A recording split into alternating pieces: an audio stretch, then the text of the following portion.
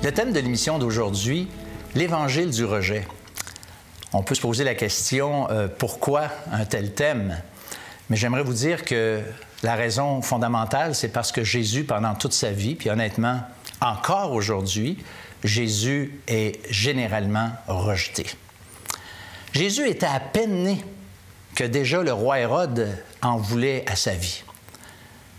Il y a des textes qui nous disent et qui posent la question à savoir combien de personnes ont cru, c'est-à-dire dans quelle proportion on a cru. Je lis avec vous Ésaïe au chapitre 53. « Parmi ceux de sa génération, qui a cru? » Et dans l'Évangile de Jean, le texte nous parle de Jésus comme étant la parole. C'est mentionné, « Elle est venue chez les siens, et les siens ne l'ont point reçue. » Mais d'une façon toute particulière, dans les dernières heures de la vie du Seigneur Jésus, il a été rejeté. D'abord par les autorités civiles et religieuses qui ont finalement eu sa peau. La foule elle-même, qui une semaine à peine avant les événements de la croix, disait « Hosanna, ô fils de David, béni soit celui qui vient au nom du Seigneur. » Quelques jours plus tard, « Crucifie, crucifie. » Ça, c'était le rejet de la foule. Mais malheureusement aussi, ses disciples, ses propres disciples, certains l'ont renié, un autre trahi, et tous l'ont abandonné. J'aimerais aujourd'hui parler du triple reniement que Pierre a fait à celui qu'il aimait. Il faut se mettre un peu dans le contexte et réaliser que les disciples étaient avec le Seigneur depuis 2-3 ans pour la plupart d'entre eux. Et ils l'ont vu aller, ils l'ont vu marcher avec lui. Et Pierre, d'une façon toute particulière, c'était un homme de cœur, un homme entier. Et Pierre aimait vraiment le Seigneur, comme nous, on peut aimer quelqu'un d'une façon humaine. Et l'apôtre Pierre, qui était de cette façon-là, quand il a entendu le Seigneur dire la chose suivante, il dit « Je serai pour vous tous cette nuit une occasion de chute » ou encore, comme une certaine version de la Bible le rend, « Cette nuit même, vous allez tous être ébranlés dans votre foi en voyant ce qui va m'arriver. » Alors, Pierre, un homme de cœur, un homme entier, répond au Seigneur Jésus, « Même si tu étais pour tous une occasion de chute, tu ne le seras jamais pour moi. » Pierre était tellement attaché au Seigneur qu'il croyait sincèrement être capable d'aller jusqu'à donner sa vie tellement il l'aimait. Mais par la suite, le Seigneur avertit Pierre personnellement en lui disant, « Je te le dis en vérité, cette nuit même, avant que le coq chante, tu me renieras 3 fois. » Et Pierre, malgré l'avertissement, va répondre de la façon suivante. « Même s'il me fallait mourir avec toi, je ne te renierai pas. » L'apôtre, nous le savons, a finalement, malheureusement, renié le Seigneur. Dans un premier temps, une servante s'est approchée de lui et l'a reconnu comme ayant été avec Jésus, et Pierre le nie publiquement. Une deuxième servante, un peu plus tard, lui dit la même chose, qu'elle le reconnaît, et là, Pierre, publiquement, dit devant tous qu'il ne connaît pas cet homme. Et là, il fait des serments, il jure en plus. Et puis finalement, les personnes qui étaient là dans la cour du grand prêtre avec lui, eh bien, eux aussi disent le reconnaître.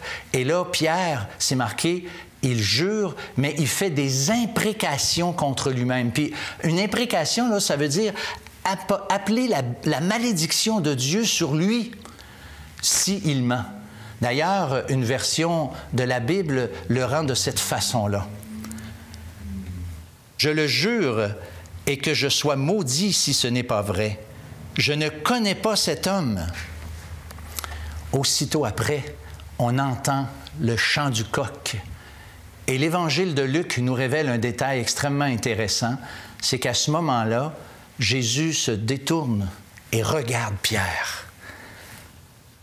Le Seigneur s'étant retourné, regarda Pierre.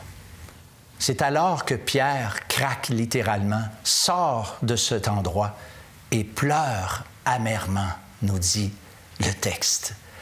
Je suis convaincu que ce regard de Jésus vers Pierre, c'était pas un reproche ni une réprimande de quelque nature que ce soit, mais sans doute un regard de compassion, un regard d'amour, un regard de grâce qui lui disait en quelque part, Pierre, je te l'avais dit, mais je le savais que ça allait être comme ça. Et pour moi, il n'y a pas de surprise, puis je te pardonne. Ça ne le dit pas, mais j'aime à penser que c'est comme ça parce que la réaction de Pierre qui pleure me montre clairement que c'est comme ça que Pierre a compris le message. Mais si je vous raconte cette histoire, c'est parce que j'aimerais ça vous encourager aujourd'hui. Parce qu'en quelque part, l'amour que Jésus a eu pour son Pierre qui venait de le renier est exactement le même pour chacun d'entre nous. Parce que Jésus nous aime, il a été jusqu'à la croix. La Bible dit que Jésus a souffert pour nos péchés parce que justement, il voulait nous pardonner chacun d'entre nous. Dieu nous aime comme c'est difficile de l'imaginer. Dans Jean, l'Évangile, au chapitre 3, verset 16, c'est écrit « Car Dieu a tant aimé, car Dieu a tellement aimé le monde qu'il a donné son Fils unique. » Le Seigneur nous aime, nous, à chacun d'entre nous aujourd'hui, comme de toute évidence, il aimait son cher disciple Pierre, même s'il l'avait renié. Cet amour l'a poussé d'aller jusqu'à la croix. Dans l'Évangile du rejet, il n'y a pas juste les hommes qui ont rejeté le Seigneur Jésus. On peut dire d'une certaine façon que Dieu lui-même a rejeté le Seigneur Jésus parce que c'est écrit qu'il l'a abandonné. Lorsque Jésus a crié « Élie, Élie, lama sabachthani », bien, le Seigneur Jésus, ça voulait dire « Mon Dieu, pourquoi m'as-tu abandonné? » C'est parce qu'il payait les péchés. Il payait pour nos péchés, il payait pour vos péchés, il payait pour mon péché. J'ai fait allusion tantôt à cette longue liste de personnes qui ont rejeté le Christ. La question aujourd'hui est la suivante. Est-ce que vous allez mettre votre nom, ajouter votre nom à cette liste? Il y a des personnes qui, parmi celles qui l'ont rejeté, qui plus tard l'ont définitivement rejeté, comme Judas, par exemple, qui est appelé par le Seigneur Jésus le fils de la perdition. Tous ces gens contribuent à faire en sorte que l'Évangile peut effectivement être appelé l'Évangile du rejet. Mais heureusement, comme l'apôtre Pierre, il y a des gens qui ont changé d'opinion, qui ont changé d'avis, qui se sont positionnés contraires à la position qu'ils avaient prise auparavant et qui se sont détournés de leurs péchés et ont suivi le Christ à partir de ce jour-là. Et qu'est-ce qui est merveilleux, c'est que tous ceux qui ont décidé de faire ça, ils ont été accueillis d'une façon particulièrement extraordinaire. Les bras ouverts du Seigneur Jésus, ses mains percées qui les ont accueillis. Et l'apôtre Pierre, l'histoire que je viens de vous raconter, en est une preuve éloquente de cet amour que Dieu a pour nous et de cette attitude remplie de compassion qui tend littéralement les mains vers chacun d'entre nous pour que nous puissions être pardonnés. Alors, il y a ceux qui rejettent. Et il y a ceux qui reçoivent le Sauveur. Notre désir le plus profond, c'est que vous puissiez être comptés parmi ceux qui l'ont reçu comme leur Sauveur. À tous ceux qui l'ont reçu, à ceux qui croient en son nom, elle a donné le pouvoir de devenir enfants de Dieu.